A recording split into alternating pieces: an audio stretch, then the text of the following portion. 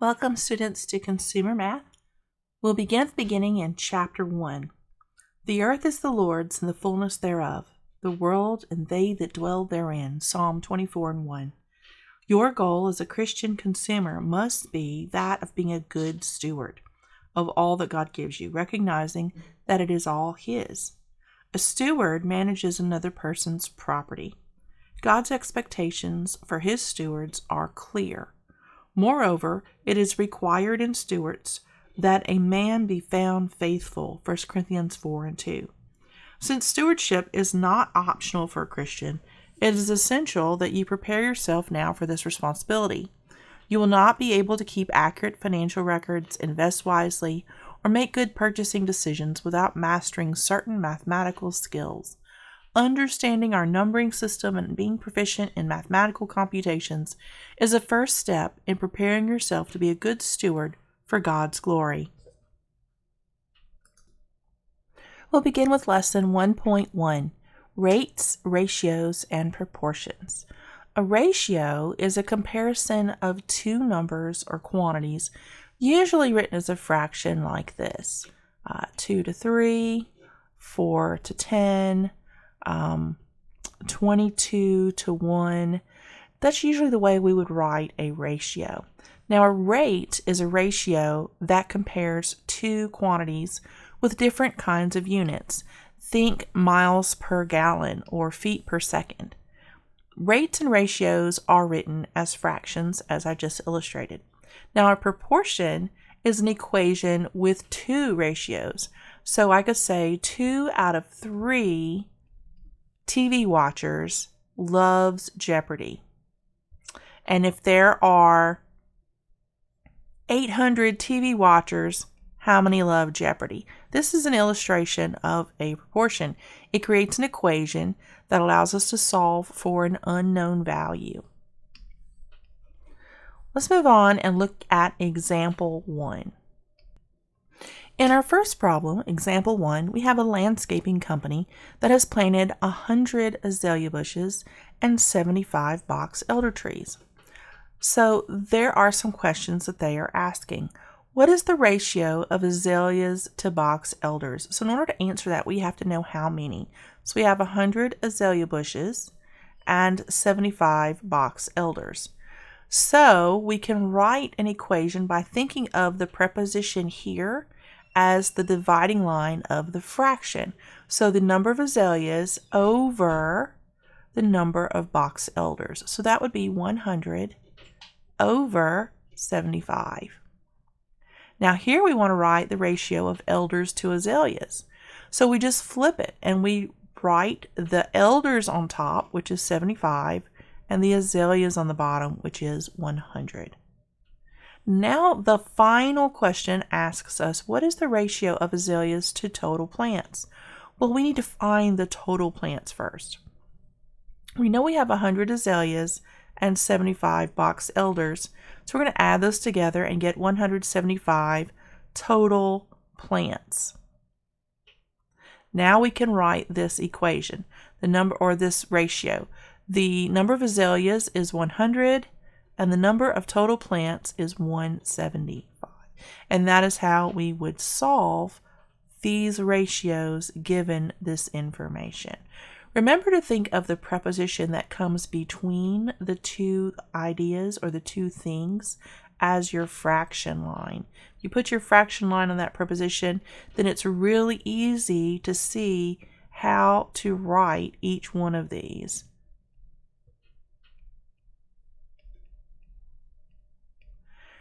It's really easy to get that illustration if you think of the preposition as the fraction line. Then you can write it as a fraction relatively easily.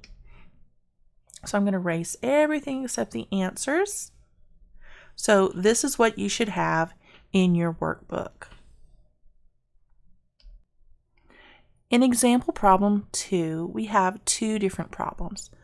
We need to find the rate for both of the problems.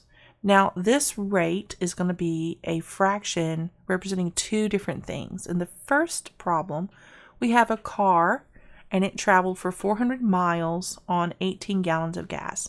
So our rate is going to be about miles per gallon. So we have 400 miles was the distance traveled on 18 gallons of gas.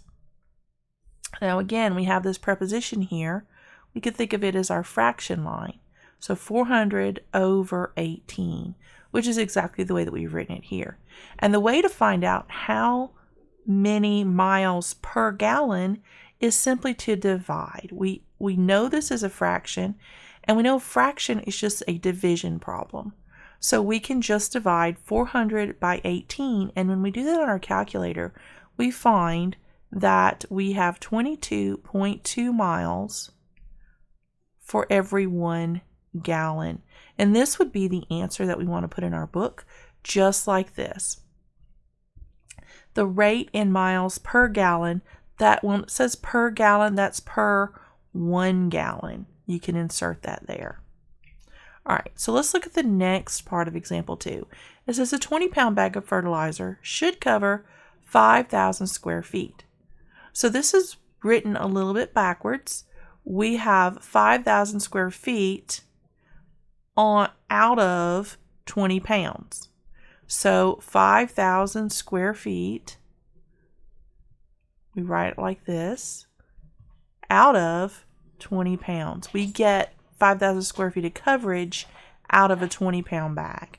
So that's how we would write that ratio right there, or that rate.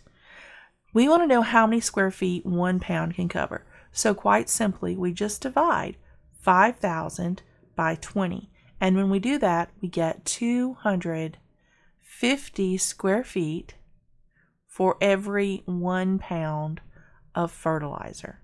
So that's good to know. If you only had 500 square feet, then you would only want to buy 2 pounds of fertilizer instead of the 20-pound bag. So example 3, this problem, it gives us a little bit different scenario. This is the ratio of female to male workers in a large department store is 8-3. If this holds true for the entire mall and there are 600 female workers, how many men work in the mall? So the way that we need to solve this is with a proportion.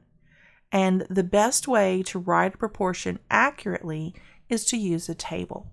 So we are going to first identify what moving parts we have. What are the parts? Well, we have female and we have male workers.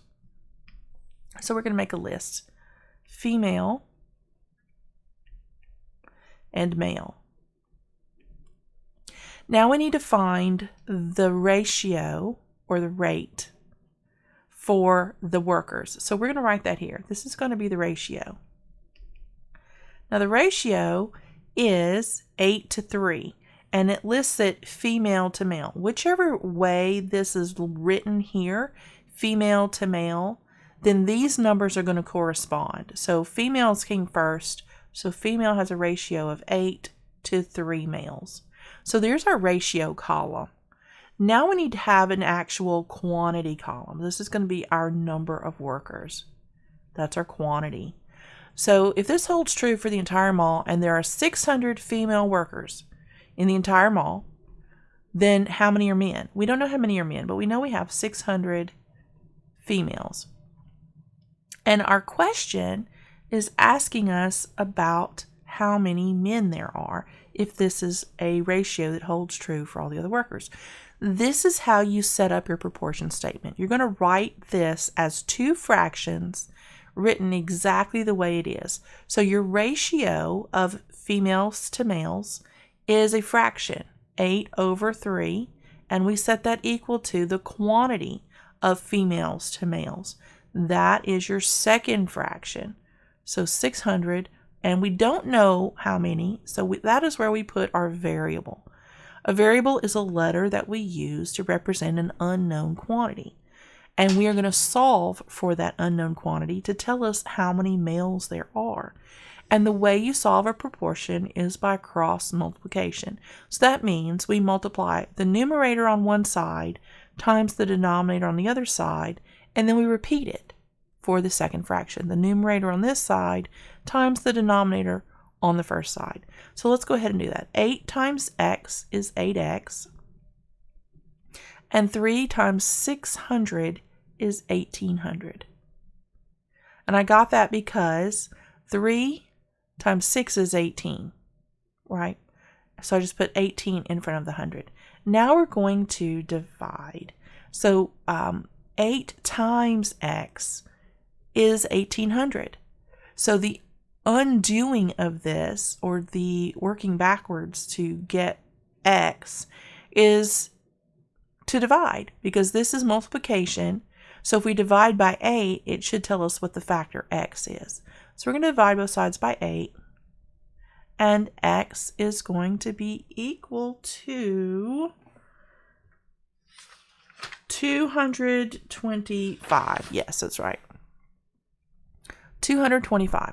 So there are 225 men that work in the mall. And that is how you would solve one of these proportion problems. Whenever you're given a ratio and you're given one of the quantities, you put an x in the other quantity, and then you set up your proportion exactly in the order that it is written. Your ratio is one fraction and your quantity is the other fraction. And you make sure that the information in the numerator goes with each other. So what I mean by that is the female numbers were in the top, right? That's the female line and this is the male line. So these things go together and these things go together, right? They're the same types of things. All right, so let's look at our final example, example 4. So in our final problem, we have a little twist. It says the ratio of Appaloosas to Arabians is 3:2. If there are a total of 200 horses, how many of each are there? So in this problem, they didn't tell us the quantity for Appaloosas or Arabians. They told us the quantity of both added together. So that means we're going to have to add a third line to our table. So let's start by writing Appaloosas and Arabians. Now we'll begin with our ratio, and our ratio of Appaloosas to Arabians is 3:2. So 3:2, remember it's in the same order.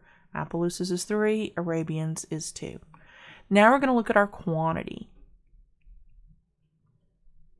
Now it says there's a total of 200 horses.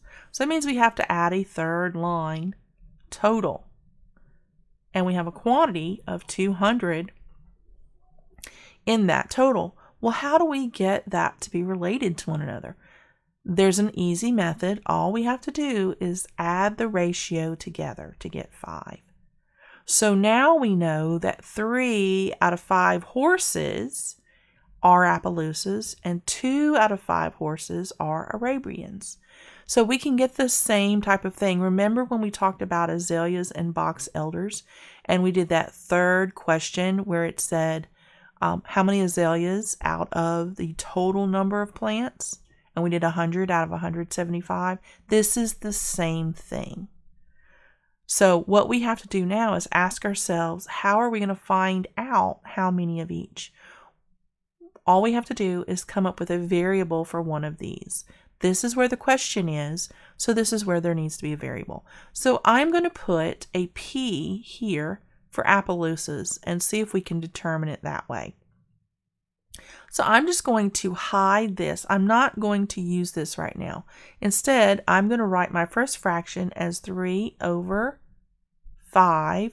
3 Appaloosas out of a total of 5 horses is equal to, I don't know how many, but we're going to use P.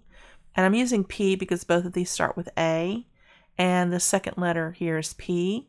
The second letter here is R. So I'm going to use the second letter for each of these if I were to write a proportion for each of these. So 3 out of 5 is equal to P out of 200.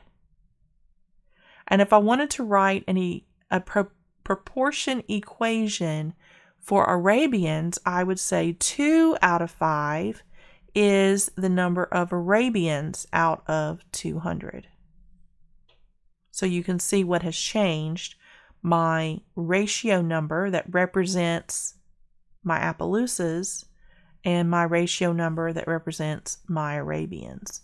That's what's changed between both of these. Now, I can cross multiply here and say 3 times 200 is 600, and 5 times p is 5p.